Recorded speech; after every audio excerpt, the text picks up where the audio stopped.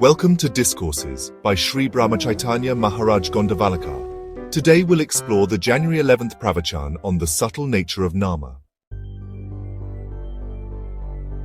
Were it possible to attain Rama by merely repeating his Nama, it should similarly be possible to obtain employment by just sitting in a room and repeatedly saying, job, job.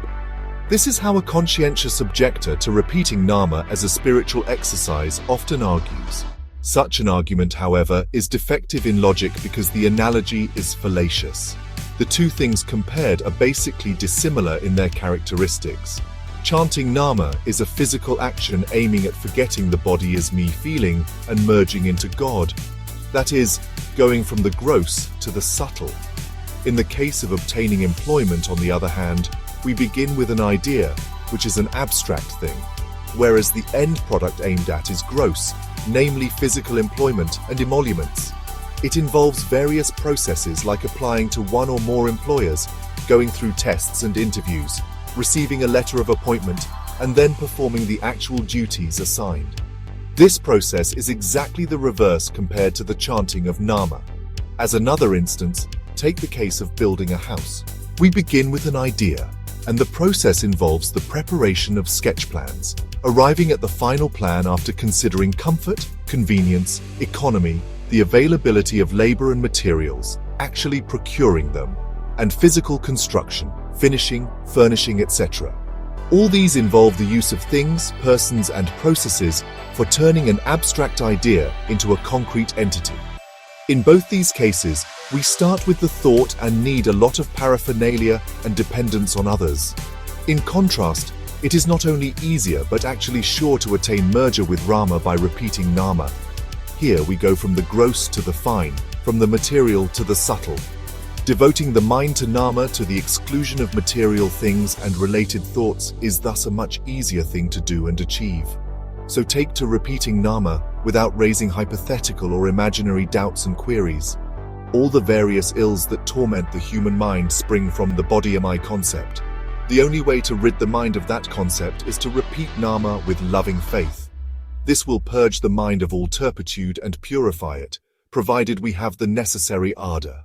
Forget your small, circumscribed, separate individuality and merge into the universal spirit. Personal reflection on the discourse. If you call your mom, son, or daughter by their name, won't they respond? They certainly would. But if you call your car or sofa, will it respond? Of course not. Similarly, when we take Nama and call out to our Holy Father, he will undoubtedly respond. Our analytical minds can throw countless questions at us. It is important to ignore them and continue your chant. In this technology-driven world, everything is advancing rapidly. Most inventions and technologies today are designed to make tasks easier and faster. Consequently, our minds expect everything to happen quickly. When we take Nama, we want to experience the divine instantly and rely on that experience to keep our faith strong. If we don't feel anything immediately, we start questioning the process and may switch to another, thinking the current method isn't working for us. Due to a lack of patience, the mind generates numerous questions, and we start chasing them. Being innocent can be a blessing. The more we know, the more complicated things become. Knowledge can sometimes be a curse. An infant cannot understand its father or mother, no matter how hard it tries with the knowledge it possesses. Similarly, reading numerous scriptures won't make us fully understand the divine. However, an infant can experience love from its mother. Likewise, we can experience divine love from the Holy Father. All we need to do is call out to him by taking Nama ceaselessly until our sense of I fades away.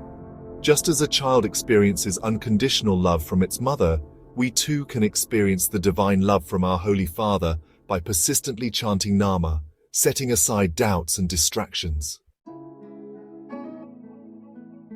Thank you for joining me in this exploration of the subtle nature of Nama. I hope you found this discourse inspiring and enlightening. Remember, sincere and consistent practice of Nama is the key to integrating spirituality into daily life and finding true happiness. Please share your thoughts and experiences in the comments below.